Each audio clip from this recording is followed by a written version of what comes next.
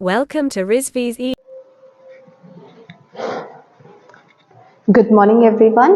As we discussed in the last class about the 5 properties of the probability, है ना, हमने पहली property पढ़ी थी, दूसरी जिसमें सर्टेन इवेंट की बात करके प्रॉपर्टी पढ़ी थी, उसकी क्या प्रोबेबिलिटी होती है, वो हमेशा यूनिटी होता है। फिर सेकेंड प्रॉपर्टी पढ़ी थी।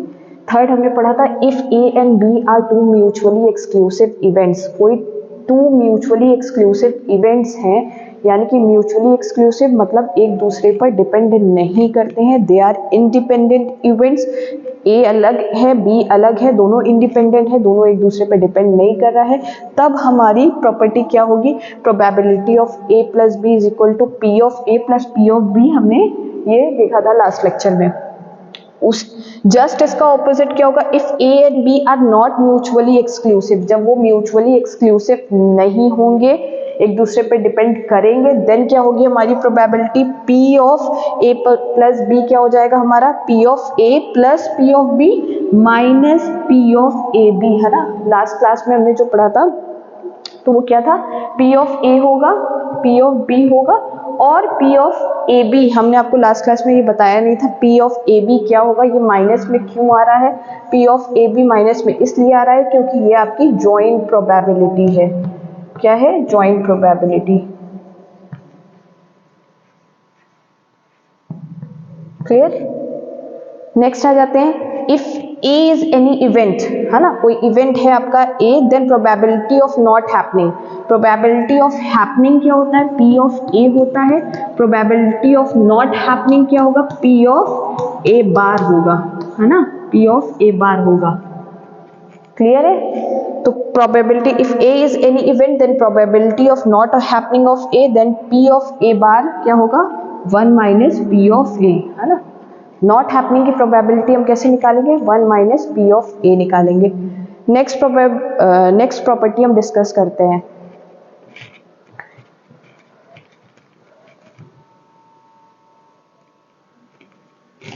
नेक्स्ट प्रॉपर्टी पे आते हैं हमारी, जो कि हमारी कंडीशनल प्रोबेबिलिटी होती है। तो conditional probability of event B, कोई इवेंट बी है उसकी कंडीशनल प्रोबेबिलिटी क्या होगी, गिवन दैट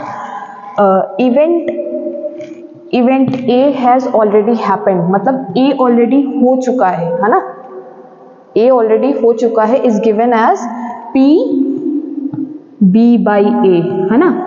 अब इसको याद कैसे करेंगे आप, उसको भी बता दे रहे हैं। ए ऑलरेडी हैपेंड हो चुका है, जो चीज हैपेंड हो चुकी है वो हमेशा डिनोमिनेटर में रखिएगा, ठीक है।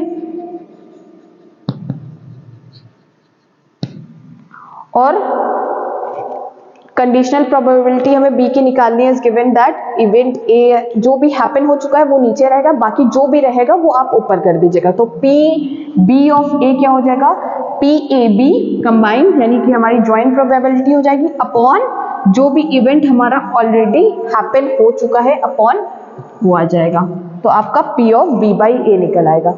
इसको याद करने का बहुत अच्छा तरीका है, जो भी आपकी प्रोबेबिलिटी हो चुकी है, हैपन हो चुकी है, वो हमेशा डिनोमिनेटर में रखिएगा।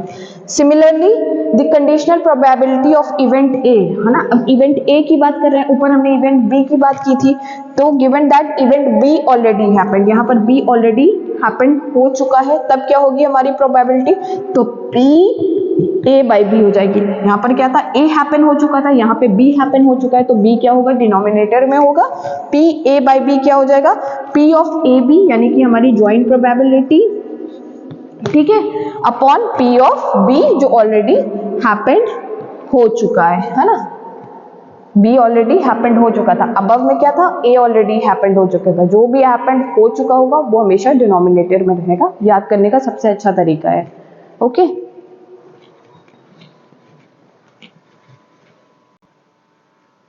सो नेक्स्ट आ जाते हैं हम कंडीशंस। हमने सारी कंडीशनल प्रोबेबिलिटी पढ़ ली है, उनकी प्रॉपर्टीज हमने देख ली है ना, कैसे कैसे प्रॉपर्टीज होती है, सर्टेन इवेंट की भी हमने प्रॉपर्टी देखी।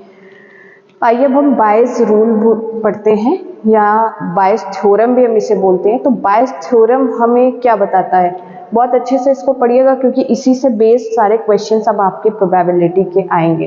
तो let b1 b2 and b3 up to n B mutually exclusive event, है ना, जो आपका B1 B2 up to n तक जो जा रहा है आपका, वो क्या है, म्यूचुअली एक्सक्लूसिव है। म्यूचुअली एक्सक्लूसिव हमने क्या बताया था, वो एक दूसरे पे डिपेंड नहीं करता है, they all are independent of each other.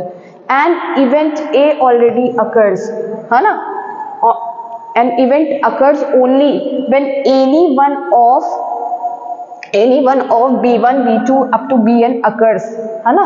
Event A अकर तभी करेगा when any one of event ये अकर करेंगे, देन क्या हमारी प्रोबेबिलिटी होगी, तो प्रोबेबिलिटी BI/A, ए ऑलरेडी अकर हो चुका है तो हमेशा कहाँ रहेगा, डिनोमिनेटर में रहेगा, जैसा कि हमने आपको बताया था प्रॉपर्टी में। तो P B of I P A/BI into, ठीक है, अपॉन समेशन आएगा, summation J is equal to 1 up to कहाँ तक जाएगा, n तक जाएगा, तो P of BJ P of A/BJ, correct. ये कहाँ तक आपका जाएगा, अप टू n तक आपका एक्सपैंड करेगा, है ना। ये आपका कहाँ तक जाएगा, अप टू समेशन कहाँ से जा रहा है, 1 to n, तो 1 से कहाँ तक जाएगा, अप टू n तक आपका एक्सपैंड कर जाएगा। आई होप क्लियर होगा, ये आपको क्लियर है, ओके।